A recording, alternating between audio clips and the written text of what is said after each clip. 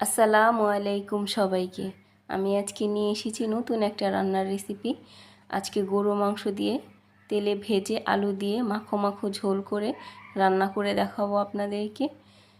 1 KG গরু মাংস নিয়ে দারচিনি, তেজপাতা, লং দিয়ে দিচ্ছি সামান্য এলাচ গুঁড়া, দিয়ে দিচ্ছি পেঁয়াজ কুচি, দিয়ে দিচ্ছি জিরা, আদা, রসুন 1 চামচ করে, আর আমার ঘরের স্পেশাল গরুর মাংসের মশলা দিয়েছি 1.5 চামচ, দিয়ে দিচ্ছি হলুদ 1 চামচ, মরিচের গুঁড়া 1 চামচ, স্বাদ মতো লবণ দিয়ে ভালো করে মেখে নেব।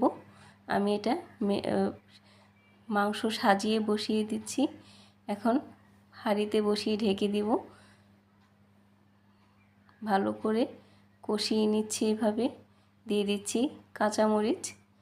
আমি এখানে শুকনো মরিচের ঝালটা কম দিয়েছি, তাই এখানে আমি কাঁচামরিচ দিয়ে দিচ্ছি আমার ভেজে রাখা আগে থেকে আলু।